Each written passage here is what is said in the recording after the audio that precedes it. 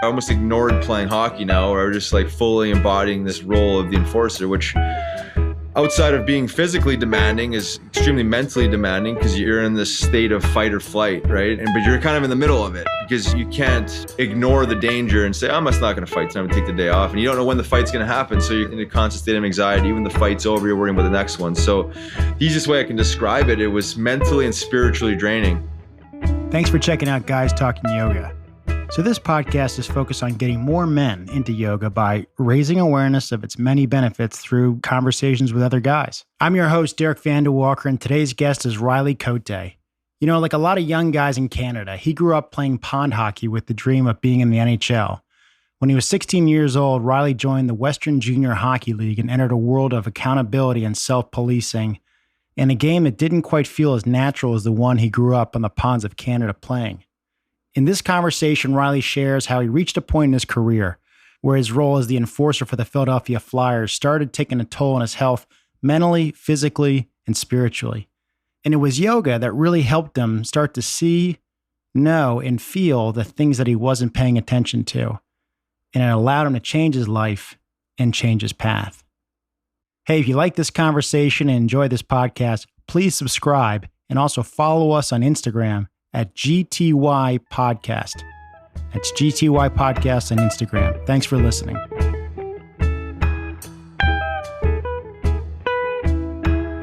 So Riley Cote, welcome to the podcast and thanks for joining us. Thanks for having me. Looking forward to this. So you got your hands on a lot of different things, cannabis and hemp and where things are going with psychedelics in this country. But right now, our listeners are more focused in hearing your story with yoga. So take us back to who Riley was before he got into yoga and what brought you there. Yeah, I've lived an interesting life. So my previous life, I was a professional hockey player. And within that context of hockey player, I was actually a hockey fighter, if you can imagine that actually existed. The role of the enforcer, I had been introduced to yoga, I want to say my second last year in 2009. And it was humbling to say the least, but I still didn't fully understand what I just experienced. At that moment, I didn't think that yoga had a place for my training. Again, my mindset at the time was heavy weights, lifting a lot, looking a certain size or being a certain size to fight. And so it wasn't until I retired 2 years later, 2010, that I embarked on this quest of healing, and naturally yoga landed up being that substitute for the heavy lifting of that really exhausting, stressful exercise that I had been participating in. And it was really the mindset of just transitioning from that world to this world, thinking that yoga was just physical exercise. So that was, the naive thinking that I had. But nonetheless, that was my introduction to yoga. But I look back on, the what ifs. If I had maybe bought into this earlier, maybe there was a couple extra years on my playing career, based on prevention of injury and mindset, the mind, the spirit, the whole bit, understanding of myself. But shoulda, woulda, coulda, I wasn't smart enough at the time to recognize that, the world has an interesting way of kind of pushing you on your path. So here we are. Yeah, well, you were smart enough to get into it when you did. I'll say that. Yeah, thank God. I'd probably feel like I'm 60 right now had I not. So you hung up the skates in 2010.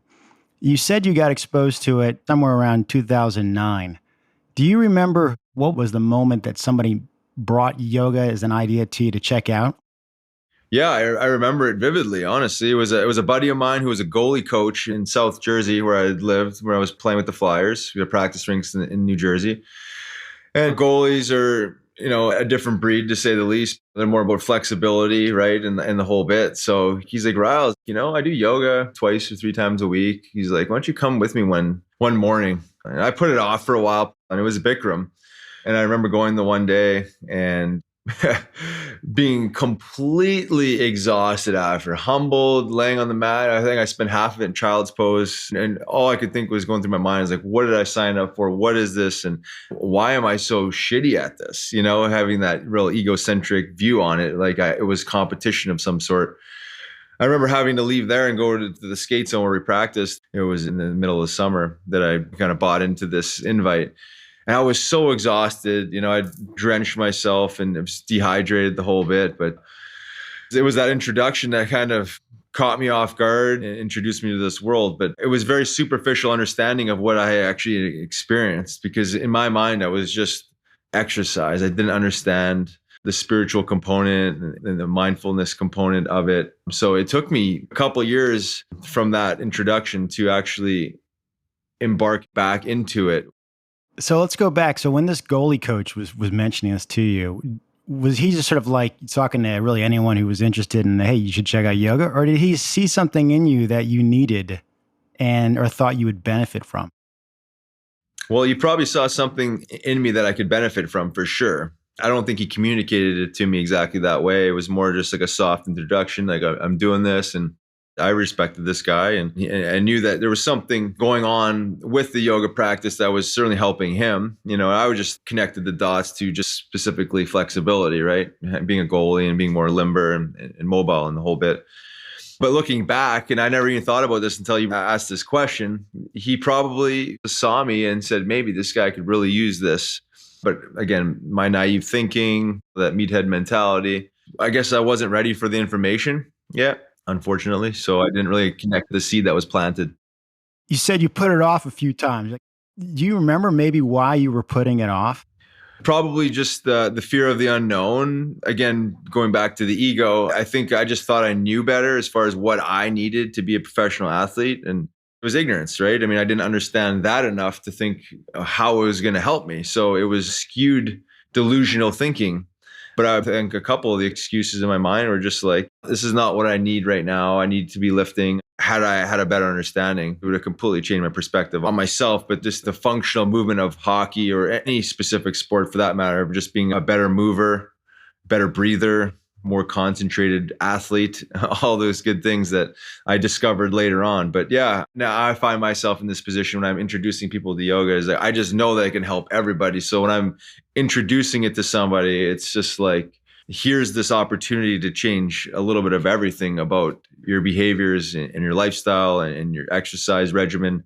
But you're going to have to practice for some time to kind of see it as it is. So I can't say exactly what he thought, but certainly my mindset going back to why I was making excuses was just because it was fear of the unknown. You know what I mean? It was something that I had stigmatized in my mind thinking of yoga. I think a lot of people do this still, is they think of yoga and they have this boxed in version and perspective of what it is. Over time, that was certainly changed. Well, I can relate to it because when I got into yoga and I was introduced to Bikram back in the fall of 2000, somebody was like, do you want to come to the yoga class after work? Because there was a bunch of sales colleagues going. And I remember thinking like, I don't even know what to even imagine what yoga is, because I didn't even have the stereotypical yoga images that some have now, because it was still sort of relatively unknown. And all I was told was like, eat a light lunch and drink lots of water before the Bikram class. And I was like, okay. And I too totally felt like it kicked my ass. And when you said about spending half the class in child's pose, you literally like, I got to lie down because my heart rate is pounding. I'm sweating like a beast. I'm so lightheaded. And I too recall those moments where you're just like, I can't believe people do this in this room for 90 minutes. And eventually, after I got my bearings and got totally hydrated 3 days later, I came back too. So after that first experience, do you remember how quickly you went back? Because that was in 2009. You said like a year or two later, you got back into it. And the early days when you were kind of testing the waters, were you going every once in a while? Did you just stick with Bikram? So the first time I been introduced to it, it was while I was still playing, and I never went back until after I was retired. So it was actually kind of part of like the formula of me changing my daily behaviors. And, there was obviously a lot of stuff going on in my personal life and in my physical body. I was 215, I'm 185 pounds now, so I was heavier, and I was just the transition of thinking, I guess. But my mindset going into it was, again, just like substituting exercise for exercise. That was really why I got into it. It was just to kind of just try and feel better. You know what I mean? I was stiff. I started to recognize like how egocentric and mindless my workouts were. just around physical body and, being a certain size to fight and all this interesting thought process behind. But I really think it was that summer where I got an unlimited package actually at Johnny Gillespie's Empowered Yoga in Newark. And I just loved the stationery. So I never went back to Bikram.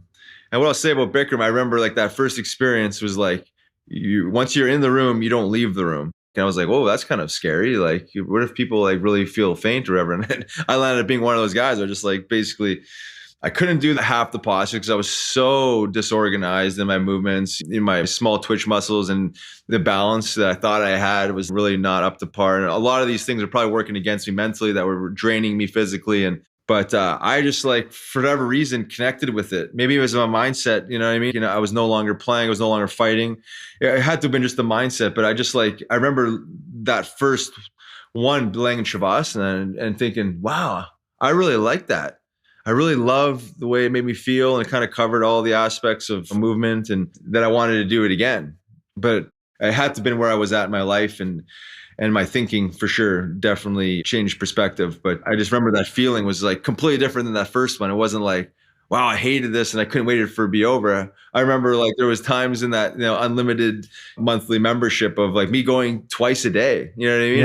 I just there's something sacred about going in the heat and moving with breath, and whether I was identifying with it that deeply at the time, I'm not sure, but there was something very sacred that I attached to. So that was kind of like sold me. So let me jump in here and say, it doesn't sound like it was a coincidence that you got into yoga as your hockey career was wrapping up. And anyone playing pro sports is going to take a lot of hits to the body and the head and the soul, just because it's a total grind. You also had the distinction of being the enforcer for the Flyers. If you could, tell us a little bit about leaving that role as a hockey player, as an enforcer, where you're basically putting the Dharma through your knuckles into people's faces as opposed to actually living your Dharma.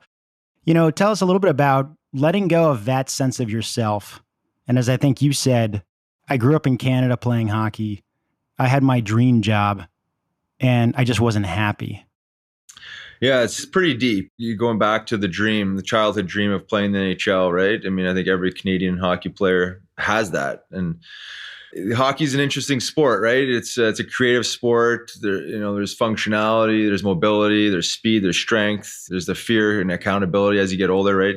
When you're actually able to hit and fight and the whole bit. But growing up, I loved just playing hockey, right? It was creative, it was fun, you could score goals, especially on the pond. You can kind of be your own person. Obviously, as you work your way up, there's more structure around coaching and philosophy and team systems. And then eventually I landed up moving away from home at 16 and playing in the Western Hockey League. And the Western Hockey League is a junior hockey league that has fighting. And I was introduced to the world of accountability and self-policing in the game, and it still wasn't totally natural to me. It was just like, what happened to just like playing hockey and having fun, right? So it's more and more of a job and more stress, more demanding, more expectations. It was never drafted to the NHL. So that kind of left me wondering, like, well, am I that bad of a hockey player? And I'm seeing some of these guys that were drafted that I thought I was better than, and looking at guys getting called up to the NHL and seeing guys with a lot of goals and then a lot of penalty minutes. So I kind of figured out the couple different lanes that you kind of had to fall into to find your way. And not saying that there was absolutely those only two lanes, but not being drafted, I realized that, wow, I'm like, I got to really start getting noticed a little bit more. And, for me, I was a competitive guy. I was a somewhat physical guy in junior hockey. My first year at 16, I'd fought in 10 times, which is not a ton, but it's still, 10 fights, not being a fighter is significant. And I realized I was competitive enough to at least try to embrace this role and try to make it with this extra tool in my toolbox, if you will. I decided mentally to take on this role. I turned pro when I was 20. I had the option to go back to junior for one more year and play my overage year in Prince Albert in the Western Hockey League. But I decided to turn pro at 20 and take on this role. Well, talk about embodying something. Well, just the way I'm wired, it was just like, okay, well, Riley, you're going to be taking on this role of being a fighter. So, me naturally just being like, I'm all in. So I'm going to fight the biggest guy, the guy has most penalty minutes every single day, every single game. I'm going to approach this with that mentality, which I did. I was always top three guy as far as fighting majors would go. And that was kind of like my new standard or measuring stick of a season was how many fights and fighting the toughest guys. So it was almost to a fault. It was almost like, okay, I almost ignored playing hockey now, or I was just like fully embodying this role of the enforcer, which outside of being physically demanding is extremely mentally demanding because you're in this state of fight or flight, right? But you're kind of in the middle of it because you can't ignore the danger and say, I'm just not going to fight tonight, I'm going to take the day off. And you don't know when the fight's going to happen. So you're in a constant state of anxiety. Even the fight's over, you're worrying about the next one. So the easiest way I can describe it, it was mentally and spiritually draining. In that first maybe year or two, I'm doing something new. There's these new challenges. There's something kind of fun about it. You're young and you're full of piss and vinegar and you're trying to make a name for yourself, trying to work your way up. But eventually it took its toll. I worked out of the Central Hockey League, the East Coast Hockey League, American Hockey League, and eventually found my way to the NHL, essentially doing the exact same job. The paychecks were just better every league I moved up. But the mental stress, the spiritual confusion, if you will, it just kept compounding and compounding. I just wasn't really sure what the hell I was doing. And then, like, to your question, I landed up finding my way and living my childhood dream. It wasn't to be a fighter in the NHL, it was to make the NHL. That was my dream. I didn't necessarily have a roadmap to how I was going to do it. I had to figure that out, and I did. But at the end of the day, I retired at 28, 2010. I had another year in my contract, one-way contract with the Flyers. And I was just spiritually exhausted. I wasn't fulfilled. I had some substance abuse issues, whether it was from the spiritual confusion or just the lack of fulfillment, whatever it lands up being. I like to party, even before I was a fighter, party was fun. It was part of the lifestyle. It's part of what the ego wants. But eventually you hear the phrase of like gut feeling or listening to your heart, whatever it lands up being. It's like I had to start listening to something that wasn't what I traditionally listened to, of just like thinking that I needed to keep going about my business like this and being a hockey player and a fighter. So I had to make a hard decision. So just to kind of, for those who are listening, I think everyone kind of sees hockey fights as spur of the moment, but it's an actual role on a pro team. Could you just describe a little bit what is the purpose of the role of having an enforcer on the team? Sure. Well, the role doesn't really exist anymore. There's still fighting in hockey, but the actual role of the enforcer or the fighter is pretty much diminished. But the role was to, well, A, protect your teammates. Right? There was an element of accountability and self-policing. So your star player had that extra confidence to know that he was going to have a little extra space out there because there was someone out there to keep the peace. And if someone did land up taking a cheap shot or run at him, that we would go out there and take care of business. So that was the main reason of having an enforcer, was self-policing and accountability. The Philadelphia Flyers won 2 Stanley Cups in the 70s as the Broad Street Bullies. They were just tougher than the opponent. They literally bullied out their opponents and won championships with that attitude. Eventually, all the other teams started getting tough guys, and then it was kind of a wash. There was just, it's a tough sport, right? There's grown men fighting for a rubber biscuit and, using their bodies and strength and manipulation. And sometimes guys cross the line, whether it was intentional or not, and things happen, guys get hurt. So you're protecting your players. The other element is energy creation, where, you're down a couple goals, on the road. Your team needs a spark, some enthusiasm. You get a big hit. Maybe you can't get the big hit. Maybe you just go poke the goalie, and generate some dismay by the other team. And then they want to fight. And then you generate some momentum and some energy through the act of fighting. And then the other one would be just like, you're just sticking up for yourself. Like, you're playing a physical brand of hockey. You make a big hit and someone comes after you. Again, they're protecting their teammates, and then you go about your business and fight. So the role itself was established as an element of accountability, keeping the peace, self-policing. It's actually amazing the psychology behind it. Everyone wants to look at the obvious. So they're taking out fighting because of the concussion issues of like limiting brain trauma and head injuries, which I get. I'm all for safety.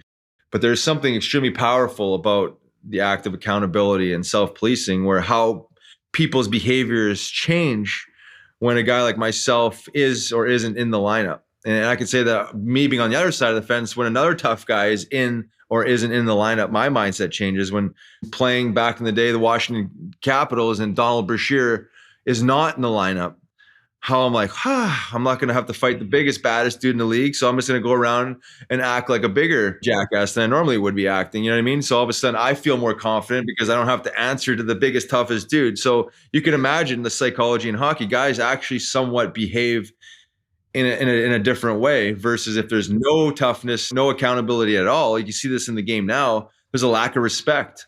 There's more cheap shots than ever. There's more concussions than ever. I understand the guys are bigger, faster, stronger. That's for another day, but there's a lack of respect. And really what self-policing does breed, believe it or not, is some sort of respect between the tough guys themselves and the two opponents. So there's some honor in the role itself.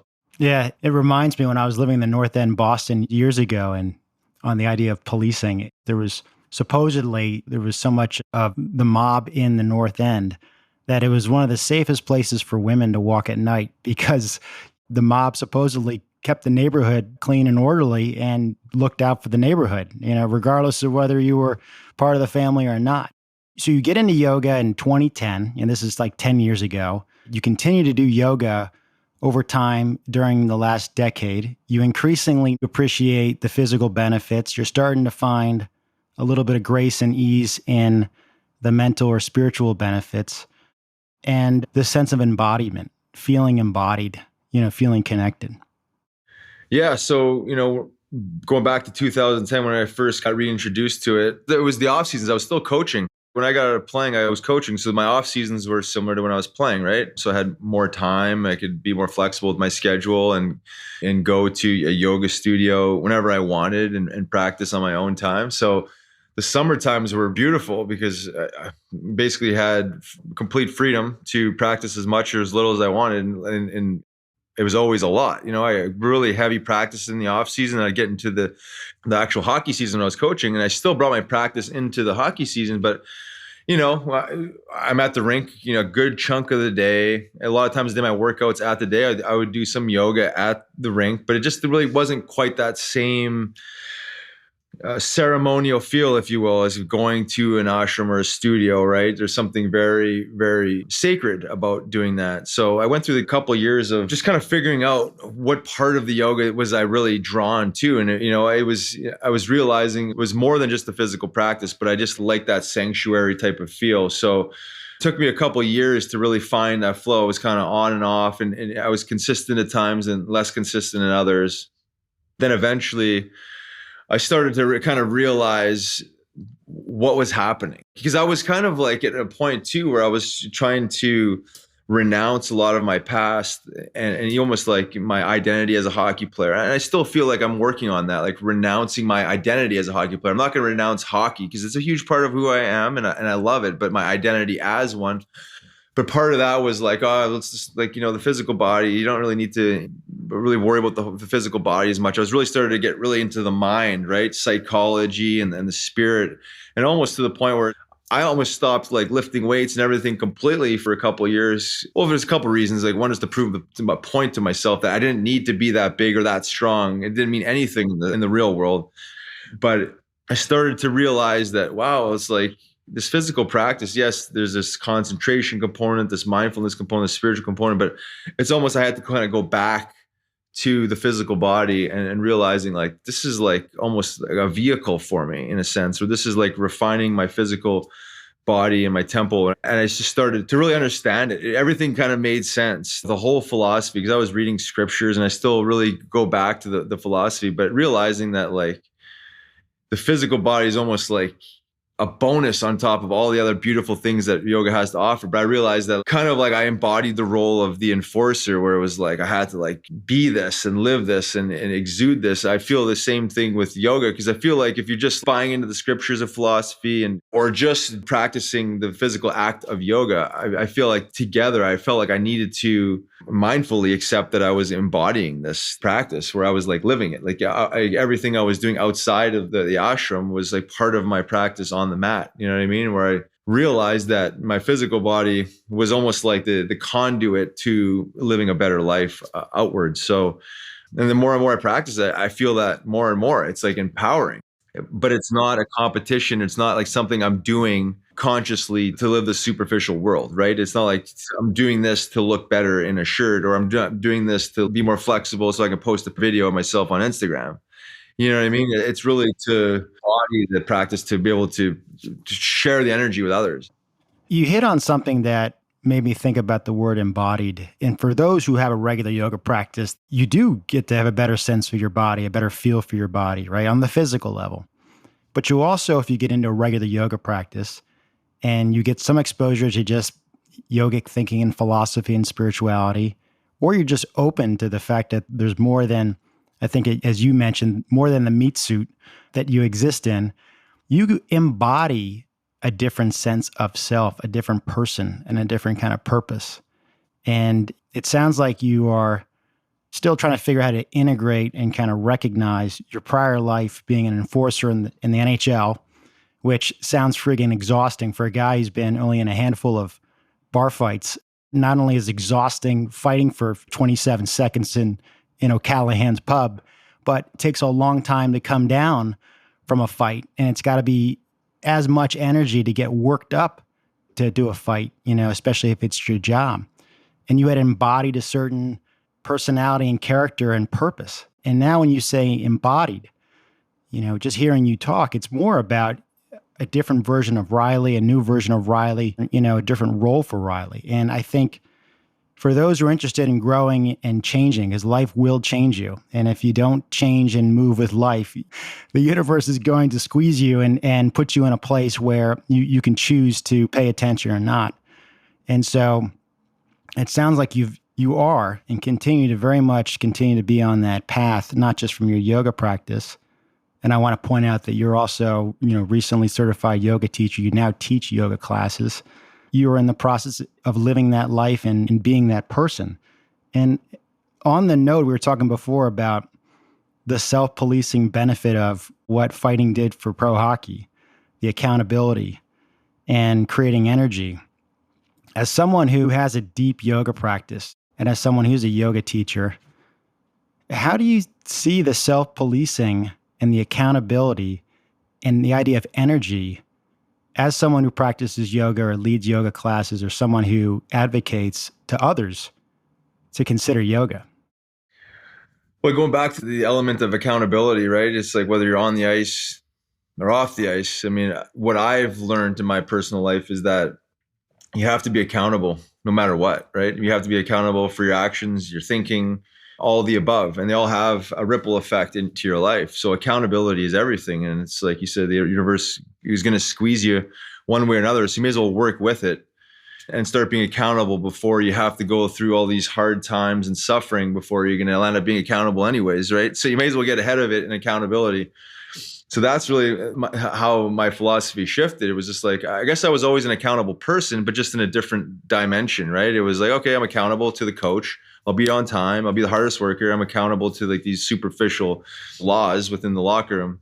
But then there's this other piece of life, which is actually living, right? It's life. It's health and wellness and vitality, all these other things. So it's bringing over that accountability into the real world. It's like, it's being honest. It's like you are what you think. It's like you are what you eat. You become how you move, right? I mean, if you're constantly like this, you eventually affect your upper spine and your neck and everything. So it's just being aware of that, being honest with it, being honest with your life and getting back to accountability. It's just like, it's being empowered. Because once you're accountable, you're now in control, and now you have to make a decisions. But the empowerment piece, right? And then all of a sudden, it's like, wow! It's like I can actually shape my life. I can actually shape my body. I can actually shape my thinking. I can actually visualize the future, and all these like super powerful things. But you have to be accountable. I think once you become the victim of anything and you play victim, bad things are going to happen in life. There's always curveballs and all this other stuff, but it's always the mindset that can kind of get you through it. But if you play victim, there's no accountability, right? So you have no power. You have no power to change. And then that cripples people. And then they just kind of like slowly die off. It's hard to make change. And the universe, like you said, will change you the way the universal laws will end up working. So accountability is everything. You have to be honest with yourself. You have to do a lot of self-reflection. Meditation is one of those things that, wow, is it powerful? Yeah, but it's so hard for people to wrap their head around because they think that they need to sit still and have zero thoughts going through their mind. But I think most people are just stress themselves to bits. And there's no self-reflection. But if you can just sit still for a while, a couple minutes a day, start with that. Just try and find stillness.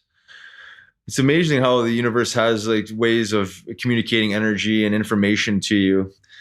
And I think it goes back to the empowering energies that the universe has for us, whether intuition allows us to download these things or whatever it lands up being. But the sooner we can understand that we need to be accountable, the sooner we have more power to make change. Otherwise, we may as well surrender and just give up.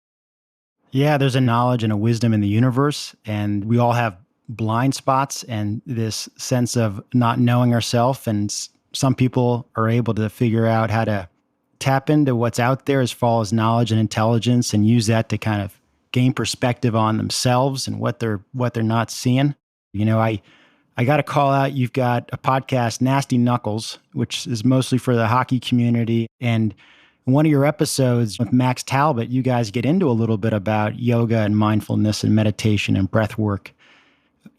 From your seat and knowing the hockey community really well, knowing the pro athlete community well, and knowing just a lot of guys in your network, are you seeing an evolution or a curiosity around some of this stuff amongst guys as a way to figure out to find peace and balance in their life? Because I just feel like guys are just not great at being aware of this stuff. And when they are aware, I don't think they know where to go to start dealing with this stuff other than, maybe the pub or some other distraction that's trying to heal the moment versus trying to figure out what this stuff all means and how it can help. Yeah, there is a huge shift in consciousness. Let's talk specifically about hockey because that's the world that, obviously was in and I'm still connected to. I know a lot of current players, but there's this shift as far as, the whole package we're talking about here, guys engaging in breath work. I remember a year and a half ago, an article came out, ESPN, Duncan Keith, one of the premier defensemen, was at the Blackhawks at the time, talked about breath work being like one of the main things that he leans on as far as, is a self-preservation and durability and length of career. And I know it's a huge piece for a lot of guys, just breath work alone. You talk about the old ages of drinking beers after games, we call it recovery, right? It seems counterintuitive, but now, there's not the guys that don't drink anymore at all. There's way less drinking. A lot of guys using cannabis, whether it's CBD or THC, to unwind, to relax, to sleep. So there's a mindfulness component around that. I know in major leagues more than hockey, they actually have mindfulness coaches. I think it's, outside of the performance anxiety and the actual performance piece, like these are human beings, right? So the guys have family issues, girlfriend, wife issues, whatever it lands up being. So, that mindfulness approach of like, there's going to be adversity. It's like, how can we deal with this in a little bit more of a calmer state of mind? So I know that for sure. It's a huge movement right now of guys optimizing brain, being more present, being more aware. And they spend a ton of money in the offseason for training. Strength and conditioning for these athletes is like insane. Back in the day, guys would go to training camp and get in shape. Or now it's like it's a full-time job. Your physical body is your moneymaker. And guys are always looking for better ways to optimize and become better athletes. So, naturally, we're almost going back in time from the simple fundamentals of meditation, how important that is, visualization, right? Concentration. It's like that wasn't taught in hockey. It's like part of it, but like it's not taught. And then breathing, I've never ever even heard of like breathing technique or coach until even way after I retired. And then, physical practice of yoga, whether it's just during the season as far as recovery or in the off season and more of a strength type of yoga, whatever it lands up being, you can tailor all this to your season you are in. So to answer your question, it's evolved so much. I've been out of the game for 11 years now, playing professional hockey. And I've seen such a shift in consciousness, and I think we can go even one or two or three more dimensions here, especially when it's really coming down from the top, the actual organizations themselves. Right now, if guys are using cannabis, they're on their own. That's not actually passed down through the organization. There's still a lot of pills being pushed in hockey. But that being said, there's a lot more awareness around this all, and there's less addiction, less substance abuse, right? Healthier players, healthier minded players. At the end of the day, it's like when guys retire, or if there's a career-ending injury for whatever reason, they have to retire. The goal is to have healthier minded athletes on the back end of this, not just like in the here and now. I understand like corporate sports is corporate. It's about, keeping the machine moving and finding replacement and all that stuff. But these are human beings. And when it's all said and done and the lights turn off, The game is over. It's like, do you want to have a system filled of former NHL guys that are addicted to booze and pills? And that's the culture that you've created? So the culture is shifting slowly but surely. And part of my job on the back end of this, embodying yoga and using this as one of the vehicles is to change the culture of hockey. And I don't want to sound like a hypocrite because I was one of the biggest partiers and, did a lot of stuff that I shouldn't have. Certainly didn't help my performance or my career. But if I can help save a life and help a guy not go down these dark paths like a lot of them guys do, that's part of my job. But, go back to what you asked, there's a huge shift in consciousness. It's actually really nice to see. It's refreshing. Went from guys, beers on the bus, right? Back in the day, beers on the bus after games to guys are infusing their own coconut oil or peanut butter with cannabis. So it's like, as a coach, but I'd rather see my guys using cannabis after a game than booze. You talk about dehydration of the body and brain. You talk about recovery, regeneration, the whole bit. It's like that guy's going to play better tomorrow because he's actually using his brain and using some intelligence around what he's actually doing here. Yeah, I think one of the things I appreciate about yoga practice is if you do enough of it and keep doing it, especially as a guy over 40, your body cannot handle alcohol like it used to. It doesn't want it. No, I can't process it. You crave more water to drink. You just want to eat better and feel better because crushing a dozen wings after a Bikram class is never going to happen twice. Right. Right. And so it just forces you. And I think once you start getting in that mindset and living in that way, your body ultimately, forces you to make a choice. And the last thing I want to do after playing hockey is having a couple beers. If anything, I want to stretch out the lower back and have some water. But right. So the good news is that more guys are getting into this. More guys are aware of what they need and the tools available to get them there. And yoga is a big part of that. Right. Hey, Riley, I appreciate all the things you've shared. I appreciate you sharing your story, quite frankly, and all the cool things that you're doing. And I know a lot of guys who are going to listen to this are going to appreciate how open you are about this stuff. So thanks for doing what you do. And thank you for joining us today. Yeah, thanks for having me. This is great. It's right in my wheelhouse. So I appreciate you having me on. Right on, man. Well, I look forward to keeping in touch and we'll talk soon. So after listening to that conversation, does it feel like your life's becoming more work than it should be? Are you lacking a sense of fulfillment or purpose? Or as Riley would say, are you spiritually confused? To put it another way, does it feel like the universe has your sweater over your head and is pounding you in the face like an angry Donald Brashear? Well, maybe you need to ask yourself as you sit in the metaphysical sin bin, are you really on your path? And why haven't you started yoga yet?